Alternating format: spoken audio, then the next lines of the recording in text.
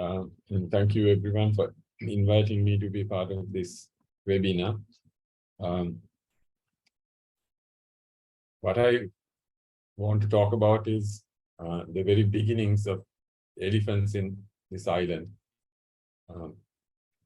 This island, elephants populated it from coming across from India, and over the millennia, several land bridges connected northern Sri Lanka and southern India, and elephants have walked across these land bridges.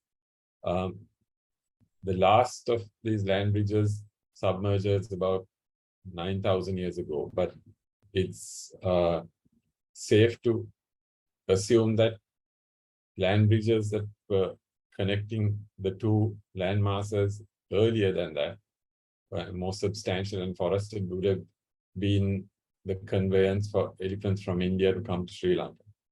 So it also can be seen that the Sri Lankan elephant is a subspecies. It is not the Indian elephant, and therefore the separation of the two populations have been long enough for this subspeciation to take place.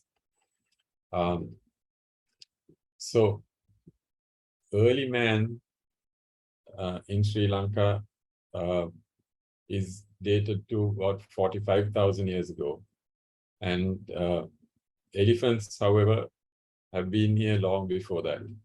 And we are really not sure what interactions early hunter-gatherers and elephants had, but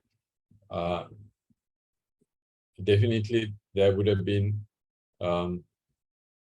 problems, friction, and perhaps some hunting.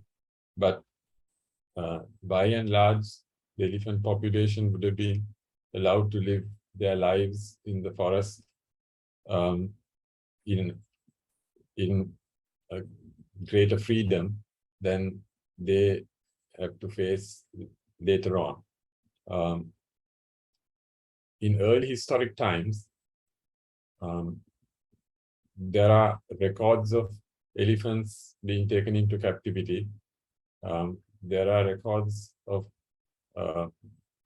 pre-Christian kings having war elephants, especially in what is quite a popular historiography in Sri Lanka called the Mahavamsa. There is mention of the king who dedicates the first city in this country, or actually it's a planned city.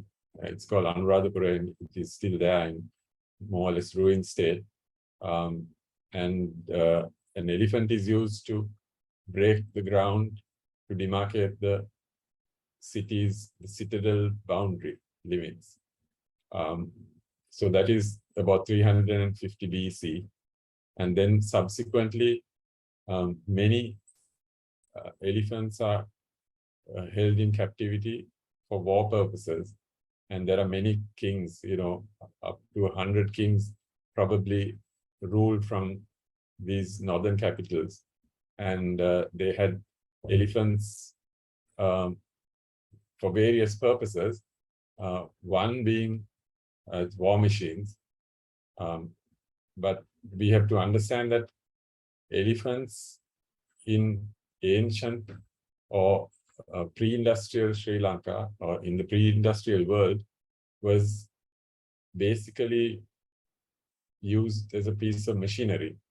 They were the chainsaws, the heavy lift earth movers, the heavy haulage trucks, and the steamrollers of the ancient world. So they were all that rolled into one. And latterly, we have machines to do every one of those tasks. So we really don't need a traction animal or animal with strength or versatility like an elephant to do any of those tasks. So why ancient people or pre-industrial people have kept elephants in captivity has very different reasons and different connotations to why people keep elephants in captivity today. So many of the justifications you could make for having elephants in captivity no longer exist. Elephants were captured from the wild in Portuguese times. So if we fast track to the time of colonial expansion into the Indian Ocean, the Portuguese land on Sri Lanka's coast first, and the Portuguese do some capturing of elephants. They use the kraal method, as the Dutch do later, or what we call the Keda system. They also lasso elephants within either confined space that they are driven into, and they are exported. But the real large-scale export of elephants is done during Dutch times, and the Dutch export elephants mainly to other parts of Asia, and especially to India. And the Dutch had a belief that the Ceylon elephant, or the Sri Lankan elephant, was superior. The elephants from this island were superior to Indian elephants. So, in fact, they had a marketplace in India for elephants from this island. Elephants were also captured during British times, but much more than capture, the British had decided that the elephant was an animal that needed to be exterminated. So they paid 5 shillings per tail of each elephant that was brought, elephant tail that was brought to a government office, or what we call locally Kacheri. And so that was the incentive to kill elephants. And many British residents living in this island shot elephants as they made a sport out of it. And the government constantly said that for agriculture and for people to live peacefully in the island, the elephant has to be exterminated. So 3 individuals in particular go down in history for killing the largest number of elephants in Sri Lanka. Captain Rogers killed 700. Major Rogers killed 700.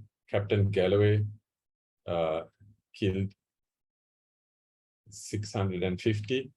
And Sir Samuel Baker killed 600.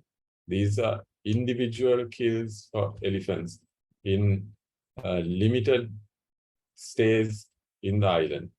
But somehow during British times, this relationship changes, and the British decide that a certain amount of, perhaps they also decide that it's futile to try to exterminate all the elephants. And there's also some areas set aside for sportsmen, hunters, and where elephants get some degree of protection, or at least there is a permit system to kill elephants, or that they have to be declared as rogues before they can be shot. But blanket protection for the elephant doesn't come till long after independence in the 1950s. However, the relationship between humans and elephants doesn't dramatically improve, because human-elephant conflict is something that starts burgeoning and growing. And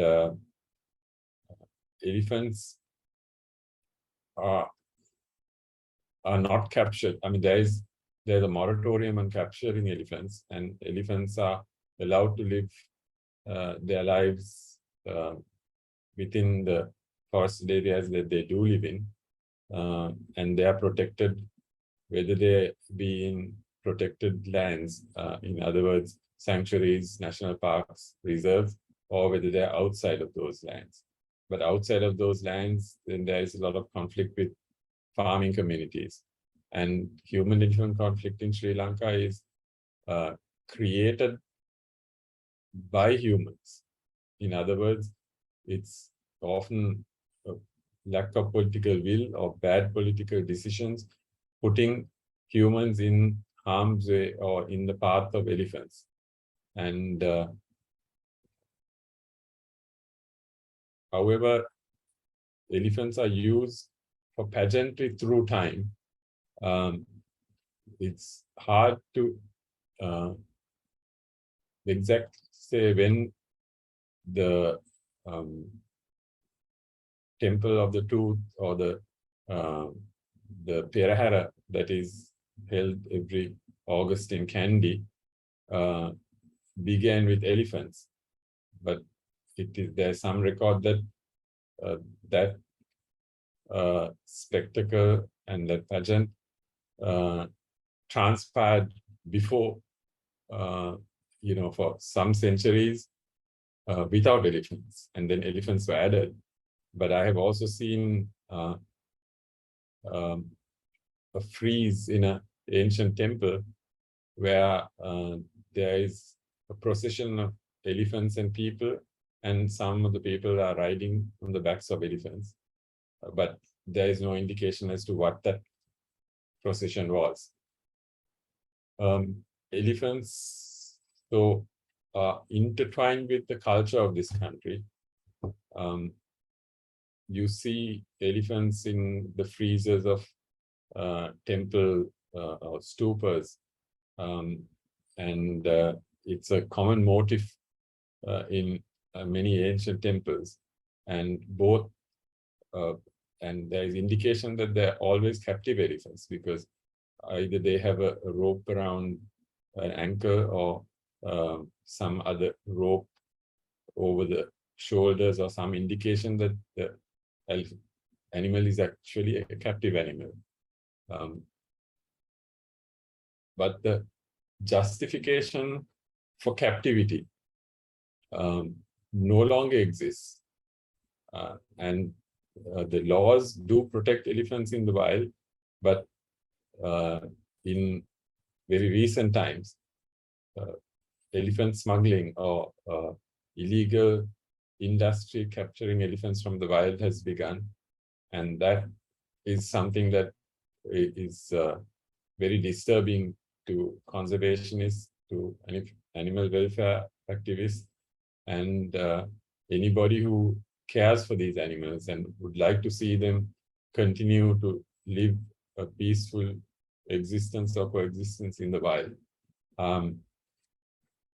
The animals that have been captured sometimes at cost to their mothers' lives, and there is this has gone on for maybe up to 15 to 20 years now, and many people have fought to try to put a stop to it. But as Panchali mentioned earlier, there is prestige involved in elephant ownership, and there is politicians have involvement with elephant ownership.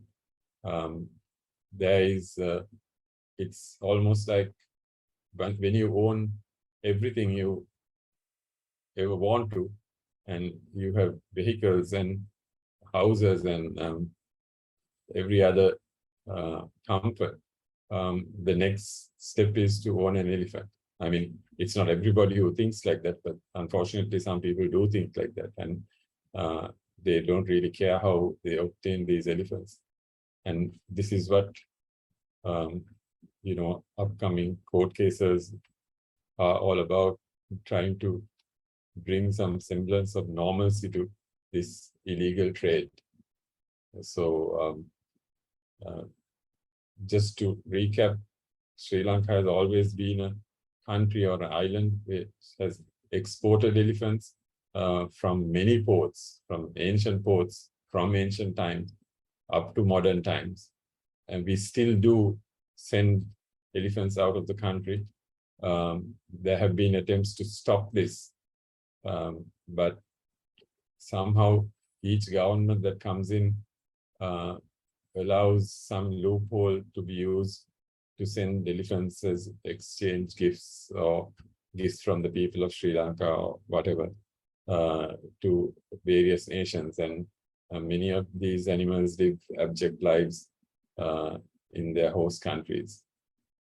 So I have, don't have a lot more to say. I don't have anything visual to present today, but just wanted to give you an overview of how the elephant in its context in Sri Lanka, and the fact that something that I always stress is that the elephants were here first, not us.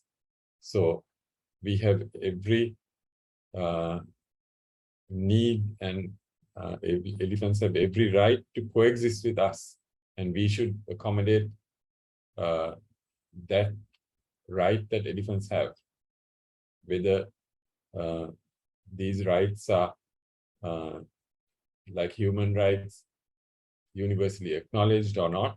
They are rights, and humans always lay claim to land or lay claim to privileges or access or